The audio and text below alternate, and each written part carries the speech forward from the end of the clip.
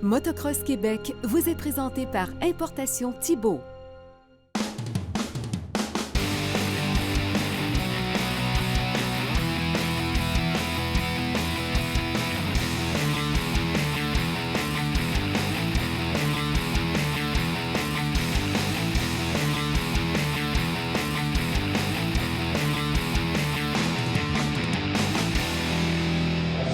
Salut tout le monde, j'espère que vous allez bien. Mon nom c'est PY, très content d'être encore à la barre de l'émission Motocross Québec sur les ondes de Télémac pour une 3e année consécutive. Cette année, la saison est un petit peu plus écourtée, mais n'en demeure pas moins intéressante parce qu'on va vraiment vous montrer de la diversité cette année tout au long des épisodes. Vous allez voir, ça vaut la peine de rester accroché à Motocross Québec encore une fois cette année. Aujourd'hui, on est à Rivière-du-Loup, au centre Premier Tech pour un événement SXQC. C'est le premier de l'année. Il va y avoir de l'action. Comme vous pouvez le voir derrière, la piste est plus courte. Hein? On est à l'intérieur. C'est dans un aréna sur une patinoire de 200 pieds de longueur. Regardez ça, le départ présentement est plein. C'est le party du pit présentement, la présentation des coureurs qui est là. 5 ou 6 coureurs de large qui se chamaillent, qui livrent une bataille sans merci pour la première place. Évidemment que, comme je vous disais tout à l'heure, la piste est moins longue. Beaucoup d'action, ça va jouer du coude. Restez à l'écoute parce que Motocross Québec, ma 3e saison à la barre de l'émission, et le SXQC à Rivière-du-Loup, c'est maintenant que ça commence.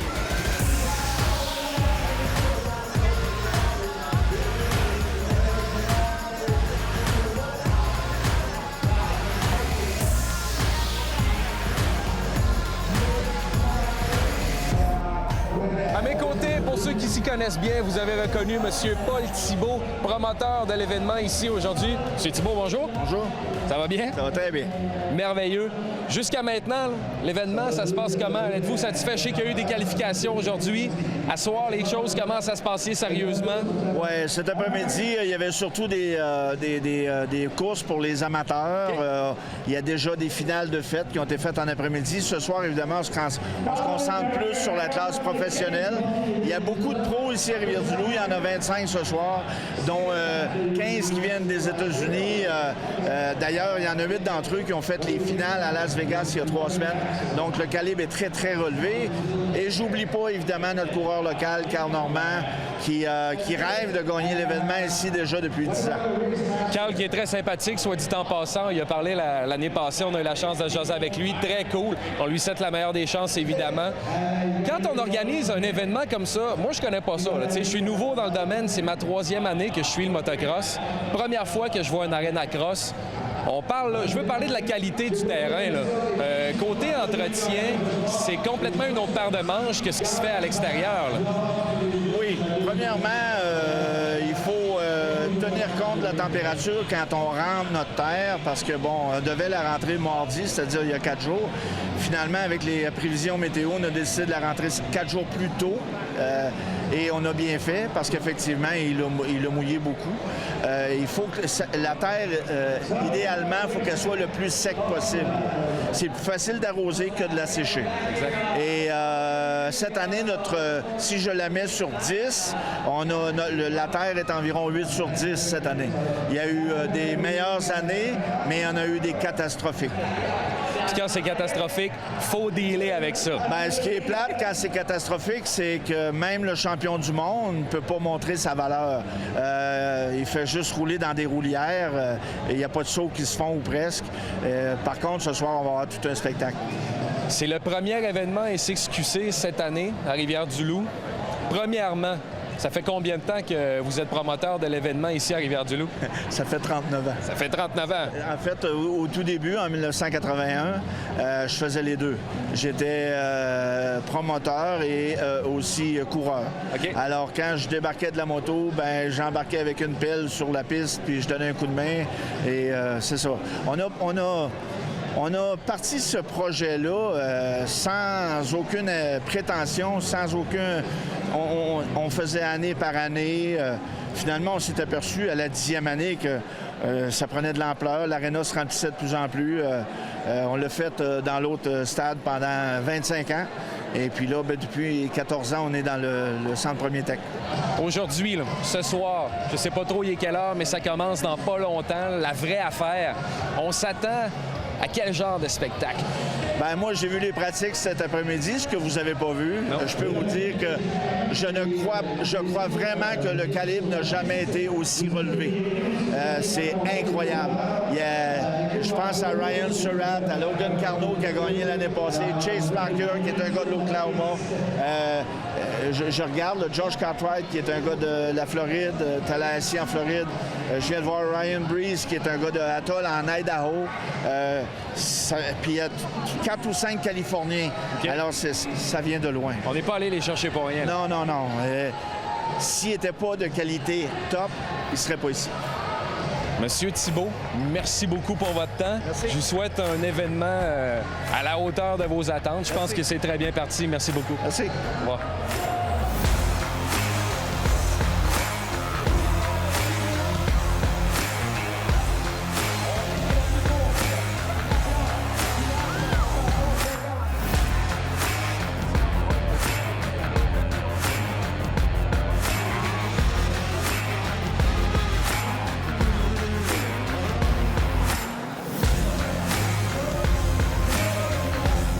À mes côtés, Monsieur Carl Vaillancourt, président d'honneur de l'événement d'aujourd'hui. Salut Carl, ça va bien? Salut PY.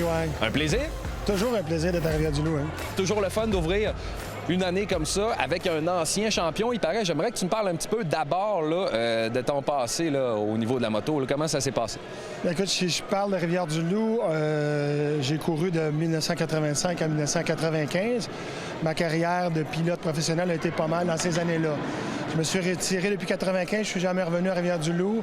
Paul Thibault m'a appelé, il dit « Écoute, c'est le fun, tu viens de faire un tour. » Et puis, c'est pour ça que je suis ici ce soir. À quoi on s'attend? Moi, là, tu sais, ça fait pas longtemps. Je suis un nouveau dans le milieu. Ça fait à peu près 3 ans que je suis les événements de motocross. C'est la première fois que je vois un arena cross. Fait qu'imagine, à quoi on s'attend là, quand on regarde un arena cross en tant que spectateur? Les différences majeures, parce que moi, généralement, je suis le championnat provincial, le Challenge Québec, c'est à l'extérieur, ça se passe dans des grosses pistes. C'est quoi les principales différences là, avec un arena cross? Et tu regardes une gang de malades sur une piste extérieure, c'est spectaculaire. Mais j'ai la même gang de malades dans bien serré. Et c'est ici. Tu sais, au hockey, quand ça brasse un peu, ça va se plaquer, ça va se battre, là. Bien, ils se battront pas, mais ça va brasser. Les coins sont serrés, ils veulent tous arriver premiers. C'est ce qui est spectaculaire. La foule est super proche tout le temps. Donc, ça brasse, c'est trippant. Et la foule crie... Je dirais plus ici qu'ailleurs. Au fil des années, l'Arena Cross de la Rivière-du-Loup, il y a tout le temps une ambiance spéciale. Je ne sais pas si c'est le bas du fleuve, là. Fouille-moi, mais c'est vraiment trippant ici. On va se le dire, là, parce qu'on est en dehors, là. On n'est pas sur le terrain, là. Ça arrive-tu des fois qu'il y en a que la moutarde leur monte au nez un peu, à force de se faire pousser, à force de jouer du coude un peu d'un virage? Ça vient-tu nous chercher émotionnellement un peu? Évidemment, mais en compé comme ça, quand l'adrénaline elle roule au fond, là, c'est œil pour œil, dent pour dent. Si tu te fais tasser dans un coin, tu te dis attends le prochain. Je m'en viens. Prochain, toi aussi, je te manque, je te manquerai pas tous les coups. Fait que le but, c'est de rester prêt. Et puis, je dis, on se frappe. C'est vraiment, ça joue du coude. Et puis, la moindre erreur, quelqu'un change de ligne ou de sillon, quand il perd sa place. Ça roule en avant, à l'intérieur de l'autre, c'est fini. Carl Vaillancourt, merci beaucoup pour ton temps. Je m'attends à un événement haut en couleur avec bien de l'action. J'ai bien hâte de voir ça. Merci pour ton accueil. Fidèle à l'habitude de Rivière-du-Loup. Merci. Oh yeah, merci. Ouais.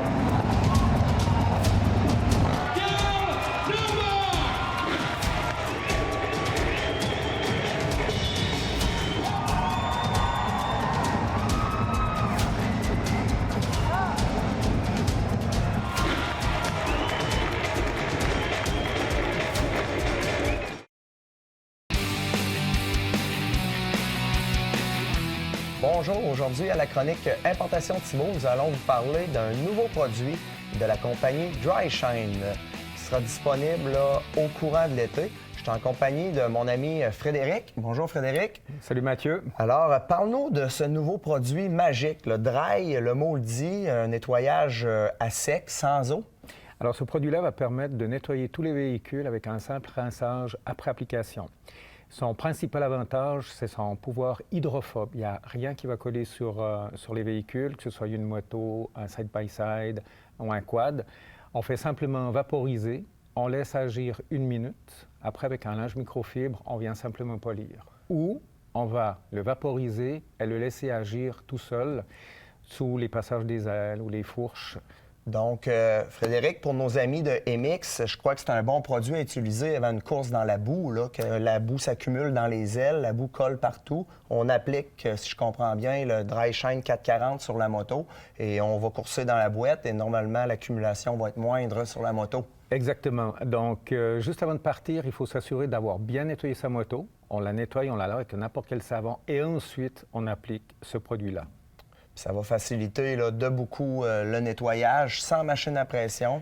Normalement, on n'utilise pas de machine à pression. Tu pourrais, une petite eau sans pression, lancer un seau d'eau et puis toute la boue va s'en aller parce qu'elle va vraiment glisser sur le film qu'on a fait. C'est un scellant. C'est vraiment un scellant. Puis on a vraiment mis notre emphase sur la qualité des ingrédients et la qualité des scellants. Le produit, il est 100% fait au Québec. On est une compagnie québécoise. Donc, il est fait... Et le produit s'applique en aérosol, comme je peux voir. Oui, en aérosol. On a une buse qui vaporise bien, qui ne donne pas beaucoup d'overspray, donc elle est facile à utiliser.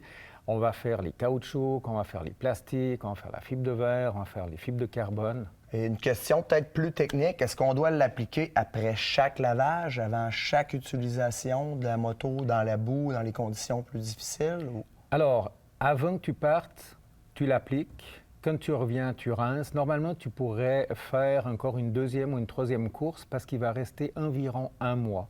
Il est vraiment spécifique à aider le nettoyage, mais de la boue, des grosses saletés. OK. Merci beaucoup, Frédéric. Et on retrouve ce produit chez Importation Thibault d'ici la fin de l'été. Cette chronique vous a été présentée par Importation Thibault.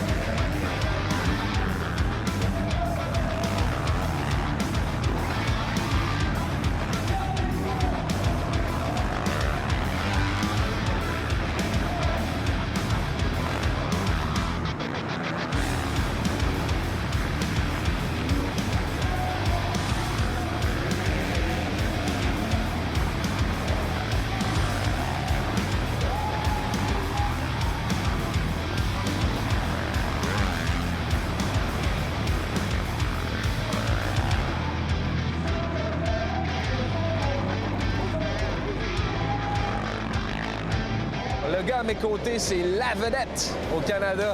Kevin Benoit, salut man, ça va? Salut, ça va bien? Tout un exploit. Après-midi, tu te blesses, tu t'en vas à l'hôpital, des points de suture, plaie ouverte. Tout de suite, aussitôt que tu reviens, on saute sa moto puis on va faire une course. Ouais, je suis pas un lâcheux dans la vie, mais tu sais, j'ai rien vraiment à prouver ici ce soir. C'est vraiment pour le plaisir, mais là, tu sais, c'est choquant. Ça allait super bien aujourd'hui dans les qualifications. Une petite chute, ben, c'est ça. Tu l'as dit, point de suture, tout ça. Je sais pas ce qui va arriver pour le reste de la veillée. C'est vraiment douloureux dans mon aine. Je sais pas comment que ça va aller pour le reste, mais j'essaye. Puis quand ça marchera plus, ben on s'assoira dans les estrades. T'es de Iron Man, mon gars, puis tu me l'expliquais un peu avant d'entrer en onde. Tu sais, quand t'arrives d'un virage, faut que tu t'en serves de ta jambe, faut que t'encaisses les coups aussi. C'est sûr que ça doit être pas facile. Chapeau, mon gars, de réussir à embarquer sur ta bécane quand même. Hey, j'ai vu passer, à un moment donné, à la fin de l'hiver, je veux qu'on en parle 2 secondes, un article ou quelque chose qui disait que tu décidais de te retirer finalement. Tu voulais t'en tirer en un morceau, que tu avais encore l'âge pour être en forme. Tu voulais rester comme ça. Puis là, moi, je suis vraiment content de te revoir, mais qu'est-ce qui s'est passé finalement? Ben, j'ai annoncé ma retraite de coureur professionnel, ce qui dit que je fais plus ça à tous les jours. à faire ça de ma vie. Là, je suis passé à d'autres choses, j'ai d'autres projets professionnels, puis c'est ça, il y a un paquet de raisons, des accumulations de blessures, puis juste la motivation qui était moins là, puis j'avais envie de me retirer quand j'avais le choix de décider, puis avec un petit bébé à la maison, puis tout ça, je regrette pas à date mon choix. C'est ça. Là, je suis ici, on dit un side deal en anglais, c'est un petit événement comme ça, là, hors contexte. Je participe pas à des championnats cet été, rien, mais la gang de Rivière-du-Loup m'ont accueilli ici. Là que je viens de participer à l'événement, ça faisait 20 ans que j'étais pas venu, fait que c'est le fun de revenir. J'ai du plaisir à date, là, mis à part la petite bad luck. Sérieusement, comme tu le dis, tu as mis les priorités aux bonnes places, la petite famille d'abord, puis en plus, comme tu disais si bien, Kevin Benoit, il n'y a rien à prouver à personne, il les a fait ses preuves, ça fait longtemps. Merci beaucoup pour ton temps, man. Très, très, très impressionnant d'être encore une fois de retour sur sa bécane après une blessure. Yes. Merci, man. Yes.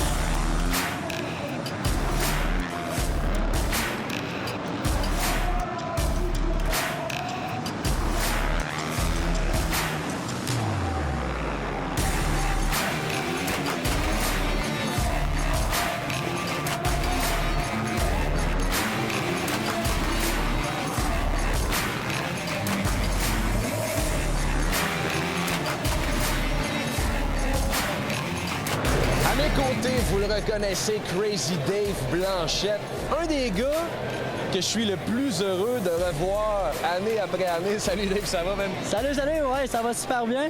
Hey, on vient de voir ta course. Ça niaise pas, mon gars? Alors, on est en Arena Cross ici, c'est différent de ce qu'on est habitué de voir aux émissions de Motocross Québec. C'est tout intérieur dans un colisée, dans le colisée de Rivière-du-Loup. C'est serré. Il y a énormément de monde dans les estrades, donc la pression est encore plus intense. Là, je viens de faire ma première course. Ça a super bien été. J'ai mis la foule en délire. J'ai tiré le whole shot. Puis en plus, j'ai gagné. Sérieusement, whole shot, puis c'est peu dire. T'étais comme 90 pieds d'avance sur tout le monde en partant. Ça a l'air facile pour toi, là. Ça fait plusieurs années que je fais des Arena Cross. Facile, je dirais pas. Je travaille fort sur ma moto. Tu dois être très agressif parce que les virages sont serrés. Les sauts ont tous des trous entre les pitchs et les landings. Donc, tu n'as pas le droit à l'erreur. Là, j'ai une nouvelle moto, ma Kawasaki 2019 450F. C'est une bête, mon ami. C'est elle qui fait en sorte que je suis capable de sortir en avant comme ça. Il y a la machine, mais il y a le bonhomme dessus aussi pas mal, je pense. Hey man, regarde, bravo pour ta course. Je te souhaite évidemment rien que des premières positions pour les prochaines. Puis au plaisir de s'en reparler pendant l'émission, man. Et bravo à vous autres, Motocross Québec. Vous faites un excellent job. Je suis content de vous revoir cette année. Toujours un plaisir, mon Dave. Hey, merci bien gros, man. Yes!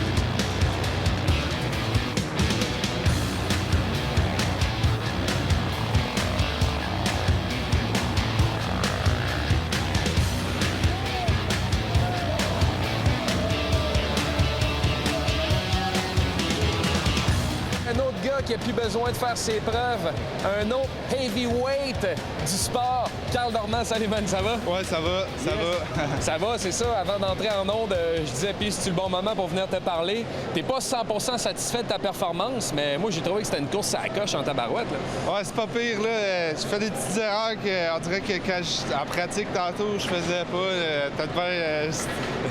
Je veux peut-être un petit peu trop. C'est un peu serré, mais regarde, c'est bon, là, à date, sur le podium tout le temps, fait que c'est ça qu'on vise, puis il y a du calibre à soir. Ah, il y a du calibre en tabarouette, c'est ça qu'on disait avec Phil, le réalisateur, tantôt, là, ça niaise pas, là. Non. Ça se passe au départ en grande partie, puis après ça, c'est d'un virage, puis c'est d'un bum, puis c'est une histoire de fraction de seconde tout le temps. Là. C'est partout, là. Tu dérapes un peu, puis tu te fais rentrer dedans, et ça brosse vraiment à soir, là.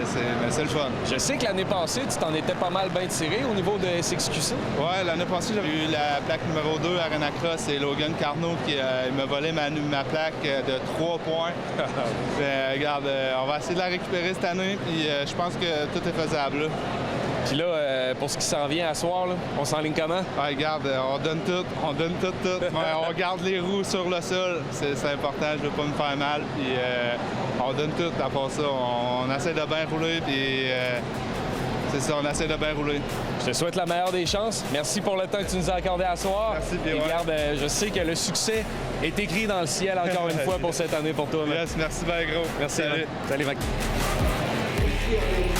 On veut pas enlever vous, s'il vous plaît.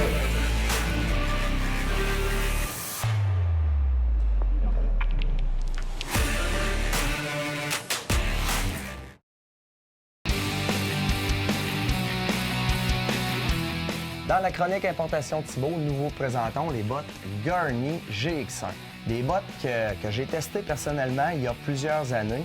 Et de mon expérience, ces bottes ont été très, très durables.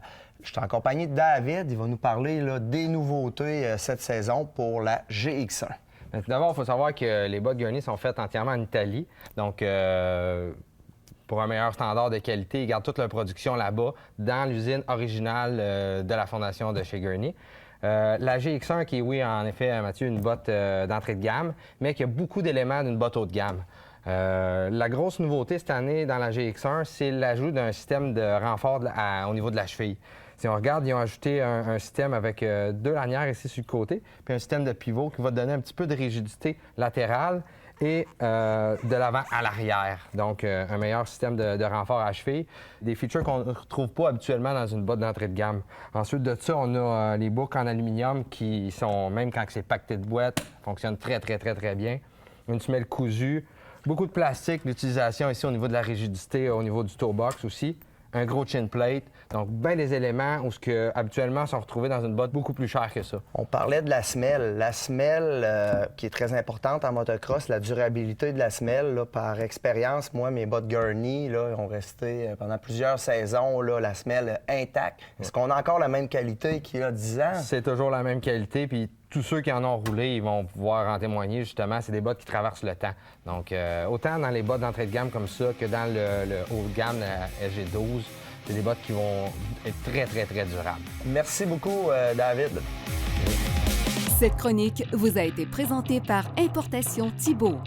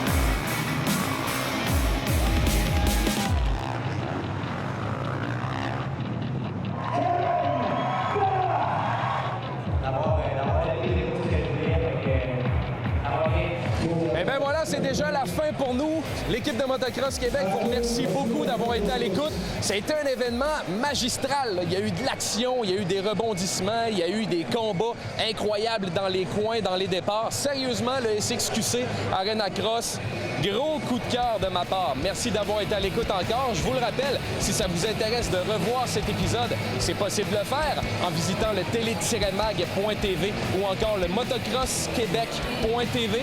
On se dit à la semaine prochaine, même jour, même heure, même poste. Salut tout le monde! Motocross Québec vous a été présenté par Importation Thibault.